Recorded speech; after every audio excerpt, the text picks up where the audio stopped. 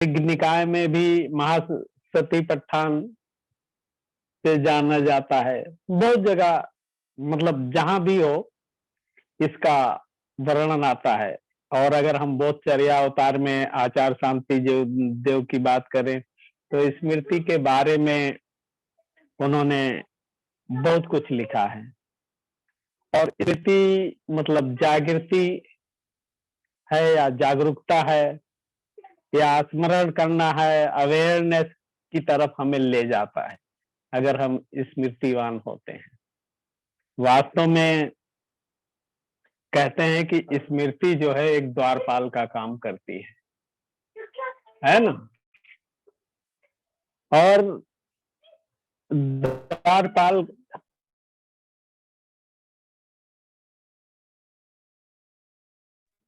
तो स्मृति जो है थोड़ा डिस्टर्ब है, कोई बात नहीं। तो स्मृति जो है द्वारपाल का काम करती है ना। कि द्वारपाल कैसे काम करती है कि ये हमारी इंद्रियां जो है ना, और इंद्रियों के माध्यम से भी हमारे अंदर कुशल अकुशल या हम जागरूक होते हैं अजागरूक होते हैं, बहुत सारी बातें आती हैं जिसको हम देख सकते हैं। तो वो स्मृति ही है, हमें बताती है कि हम क्या कर रहे हैं। अगर ध्यान भी हम कर रहे हैं तो उसमें भी होता है कि हमारा मन भटक जाता है ना। किसी तो दूसरी तरफ चले जाते हैं, हम भले बैठे हों आंख मूंद कर, लेकिन मन ध्यान में नहीं लगता है। तो स्मृतियां जो स्मृति है ये हमें ध्यान दिलाती है कि नहीं आप भटक चुके हो। ठीक है, हम भले उस मतलब बहाव में बहते चले जाएं अजागरूकता की तरफ या हमारा ध्यान नहीं लग रहा है, लेकिन क्या है कि वो स्मृति हमें ध्यान दिलाती है कि हाँ ये आप भटक चुके हैं। तो ये स्मृति हमें जागरूक करती है। तो क्या गलत हो रहा है, क्या सही हो रहा है, इन सारी बातों को स्मृति के माध्यम से हमें पता चलता है। और ये बहुत महत्वपूर्ण है स्मृतियों की तरफ जागरूक होना।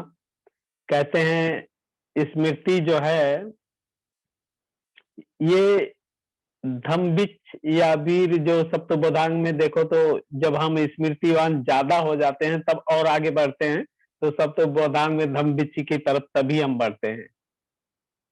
चीजों को समझने जानने का तभी हम प्रयास करते हैं जब हम स्मृतिवान होते हैं। तो इस प्रकार इंद्रियों के रक्षण के लिए हम तत्पर हो जाते हैं स्मृतियों के माध्यम से। तब हम आगे हमें जो है आगे बढ़ने में बहुत आसानी होती है जब हम उसके माध्यम से तत्पर होते हैं आगे बढ़ने के लिए। और वास्तव में कहते हैं कि ये जो है एक मतवाला चित्त का हाथी है ना। किसी के काबू में आता नहीं है। हमारा मन जो है ऐसे बेकाबू हो जाता है किसी सुंदर चीजों को देखकर, किसी सुंदर दृश्य को देखकर, किसी अच्छी भावनाओं को, बुरी भावनाएं, बहुत सारी चीजें होती है जिसके उसमें वो खो जाता है हमारा चित्त। मतवाले हाथी की तरह, जिस प्रकार मतवाला हाथी होता है वो किसी की नहीं सुनता है, उसी प्रकार हमारा चित्त है। इसकी तुलना ऐसे की गई है। और यदि इसे बांध लिया जाए, किससे बांध सकते हैं? स्मृति रज्जु से बांध सकते हैं। बुद्ध ने जो है इसका वर्णन जो है उसमें भी किया है, धम्मपद में, अपमादवग में भी देख सकते हैं, है ना। जो जागरूक पुरुष होते हैं ना, कैसे अपने आप को विकसित करते हैं, बड़े अच्छी तरह से बताया है। हम उसको भी वहां से भी समझ सकते हैं। जिसको कोई फिक्र नहीं, जिसकी तुलना हाथी से है, इस प्रकार से अपमाद बग की तीसरी गाथा में शायद इसका वर्णन है। जो संयमी है ना, जो संयमी है, धर्म के अनुसार आचरण करने वाला है ना, ऐसे व्यक्ति के गुणों का वहां पर वर्णन है। और इसी प्रकार से इसके बारे में जितना कुछ कहा जाए, स्मृति कहीं भी किसी भी क्षेत्र में है, वो उसका अलग एक महत्व है। कहीं भी, चाहे कोई काम कर रहे हैं, चाहे हम ध्यान कर रहे हैं, चाहे धर्म के कार्यों में रुचि ले रहे हैं, कहीं भी है, इसका अलग महत्व है। और क्या होता है कि जैसे ध्यान के कार्य करना, जागृत रहकर करना, इसके लिए भी स्मृति के ऊपर मतलब मुख्य जिम्मेदारी इसी पर भी होती है। स्मृति में स्थापित बहुत सी बातें हैं। ऐसा कहा जाता है कि स्मृति का सराव किस लिए, प्राणी मात्र की शुद्धता के लिए हम करते हैं, दुख से उबरने के लिए करते हैं। अपनी जो सोच है ना, जो गलत सोच हमारे मन में आती है या गलत धारणा उत्पन्न होती है, उसको नष्ट करने के लिए, संबोधि के मार्ग को प्राप्त करने के लिए, है ना। तो इस प्रकार से बहुत सारी बातें होती हैं जहां पर हमें इसकी जरूरत पड़ती है। किसकी? स्मृति की। और वास्तव में जब हम स्मृतिवान होंगे, तभी हम ये सारे चीजें कर सकते हैं या अपने विकास के मार्ग में आगे बढ़ सकते हैं। और जो भी हमारा जीवन है, मनुष्य जीवन अपूर्ण है।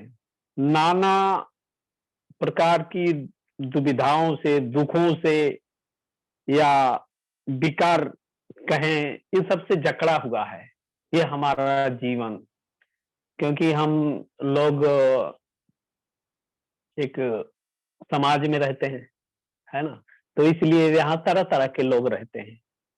अब कब ये मन हमारा ये किस तरफ चला जाए, कहा नहीं जा सकता है ना। तो इसलिए हमें इन सब की स्मृतिवान रहने की बहुत जरूरत है। और ये जो तमाम तरह के विकार या दुख तकलीफ या जो हमारे अजागरूक भावनाएं हैं, तो इसका उदाहरण आप ऐसे समझ सकते हैं कि कोरोना काल में सबने देखा है उस जीवाणु के बारे में, जो लोगों को परेशान किया, पूरी दुनिया को या पूरे विश्व को परेशान करके रखा है, जिसमें पूरा जगत एक तरह से दुख विलाप में फंसा था। इस शोक में सभी फंसे थे, है ना। तो आप समझ सकते हैं कि इसी प्रकार से मतलब ये अगर हम स्मृतिवान नहीं रहते हैं, तो हम भी इन तकलीफों में कैसे फंस सकते हैं, उसका एक उसके रूप से आप समझ सकते हैं बड़ी अच्छी तरह से।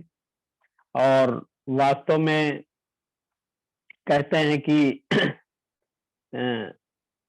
इसका ऐसा नहीं कहा जा सकता है कि हम सभी लोग मतलब आरोग्य हैं, है ना। ऐसा नहीं कहा जा सकता। देखो, सबके अंदर कोई न कोई दिक्कतें, हर एक चीज होती है। सामान्य स्त्री पुरुष का दैनंदिन जीवन जो है, स्मृति में पर ध्यान देना है।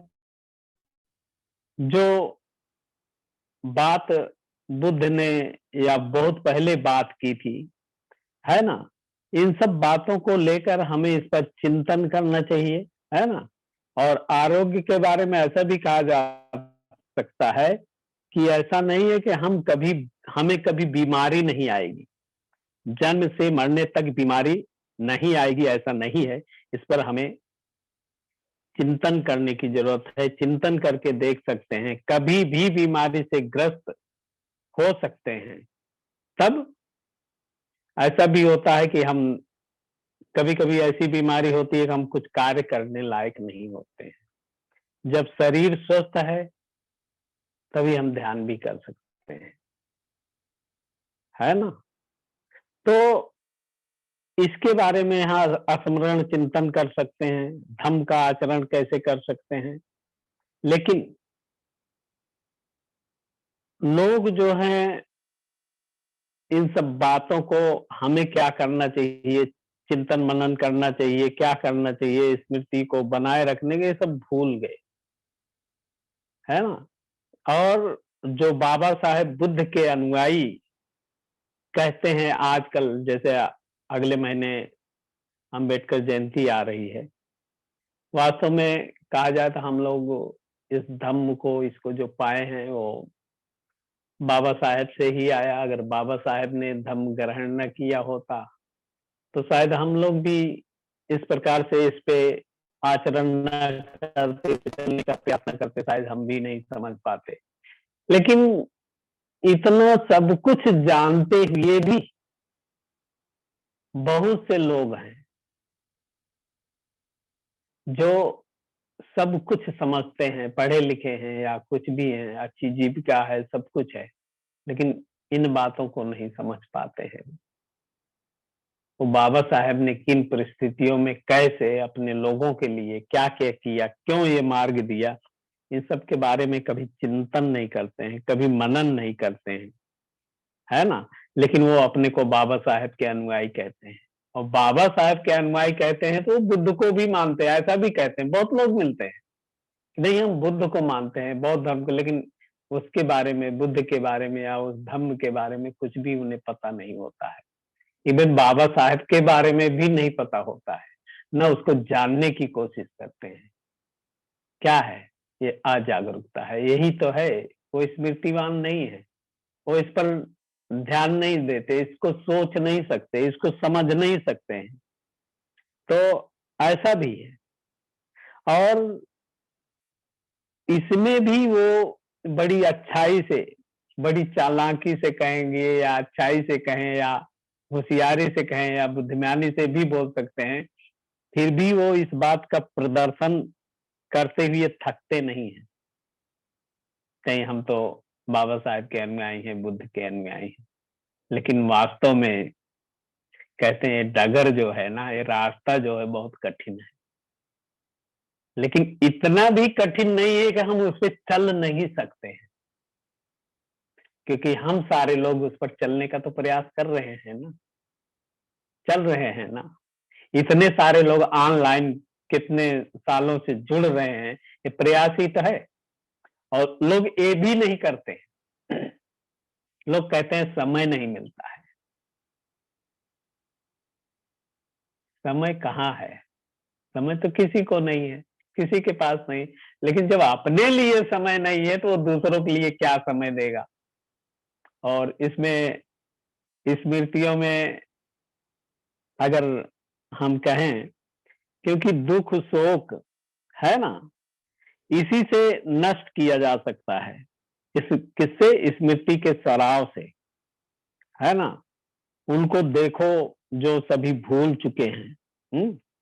और लेकिन हम क्या है, स्मृति के सराव को, सत्यता को हासिल कर सकते हैं। और भंते जी ने भी कहा है स्मृति क्या है? जो क्रिया वर्तमान में, है ना, चल रही है या हो रही है या घटित हो रही है उसके प्रति जो है जागृत रहना, वही तो स्मृति है। और यही हम नहीं कर पाते हैं। और महासतिपट्ठान सुक्त में 4 प्रकार की स्मृतियों को बुद्ध ने बताई है, जिसमें कायानुस्मृति, वेदा वेदनानुस्मृति, चित्तानुस्मृति, धम्मानुस्मृति, इस प्रकार से बताया है। लेकिन बुद्ध इसे कायानुस्पशना भी कहते हैं, जो काया के अंदर चल रहा है उसे देखना, है ना? वास्तव में हमारे इस काया, इस शरीर के अंदर जो कुछ चल रहा है उसी को देखना, यही तो है। उसी के प्रति स्मृतिवान रहना। किसके माध्यम से? जो कुछ हमारे अंदर घटित होता है उसको हम अपनी इंद्रियों के माध्यम से जब देखते हैं स्मृतिवान हो के, तभी हमें सब कुछ पता चलता है।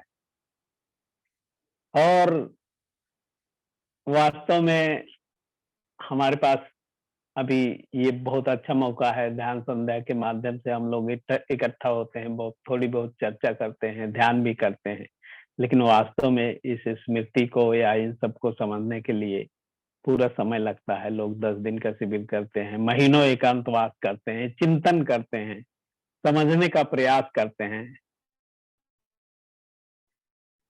तो इसके लिए अभ्यास की आवश्यकता है। और काया जैसी है, जो घटित हो रहा है, जो हमारे अंदर चल रहा है, उसे देखना, है ना? उसके लिए हमें अनुपस्सना करना, ऐसा कहा जाए, मतलब देखना, जिसे विपस्सना भी कहा जाता है।